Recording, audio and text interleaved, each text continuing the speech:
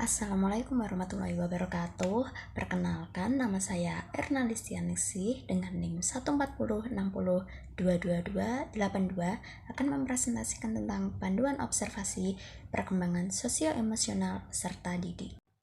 Baiklah, yang pertama yaitu perkembangan sosio-emosional anak. Perkembangan sosio-emosional anak ini meliputi perkembangan sosial anak dan perkembangan emosi anak.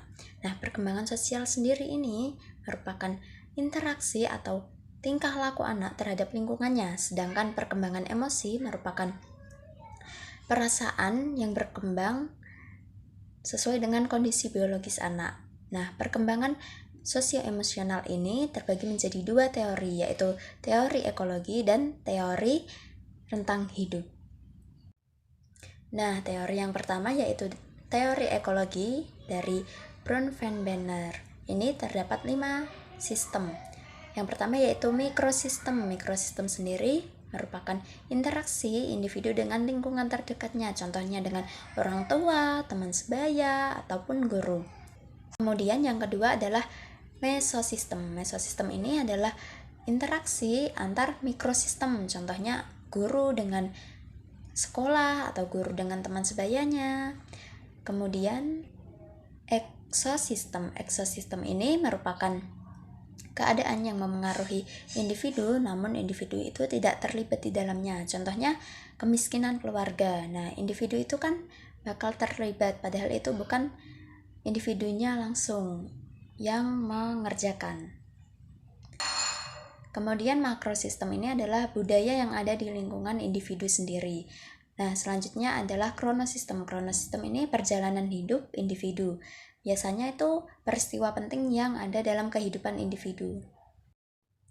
Kemudian yang kedua adalah teori perkembangan rentang hidup menurut Erik Erikson. Nah, menurut Erik Erikson ini terdapat 8. Yang pertama yaitu trust and mistrust, yang artinya adalah kepercayaan dan ketidakpercayaan. Ini terjadi pada usia bayi hingga umur 1 tahun.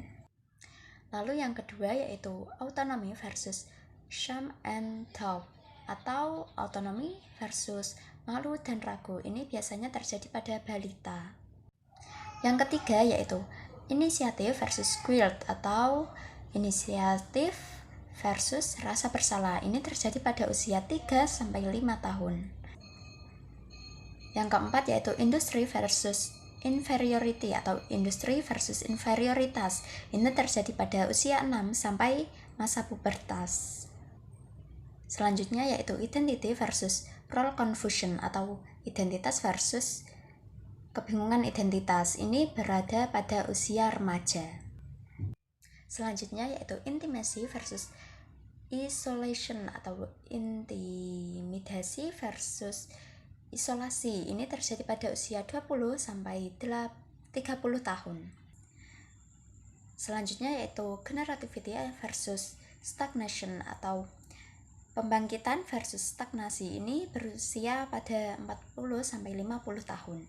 Kemudian yang terakhir integrity versus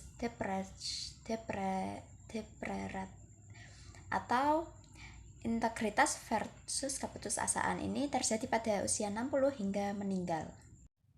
Sebelum ke panduan observasi, terlebih dahulu kita ke panduan identitas peserta didik. Yang pertama yaitu nama, tempat tanggal lahir, kelas, alamat rumah, usia, jenis kelamin, agama, hobi, bahasa sehari-hari, etnis, anak keberapa, jumlah saudara berapa, nama ayah, nama pekerjaan ayah, nama ibu, pekerjaan ibu, dan transportasi ke sekolah.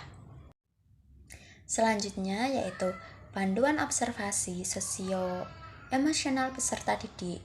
Dalam mengobservasi, saya menggunakan penyebaran angket. Nah, dalam penyebaran angket ini terdapat 4 jawaban. Yang pertama yaitu tidak pernah mendapatkan poin 4, jarang mendapatkan poin 3, sering mendapatkan poin 2, dan selalu mendapatkan poin 1.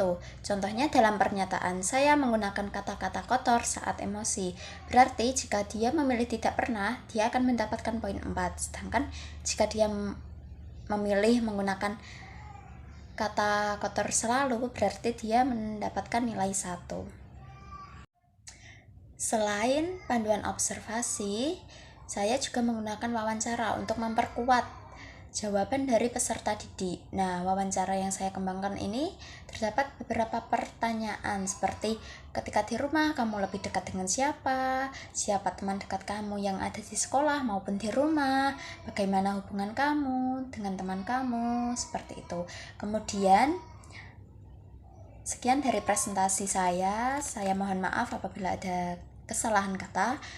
Terima kasih. Assalamualaikum warahmatullahi wabarakatuh.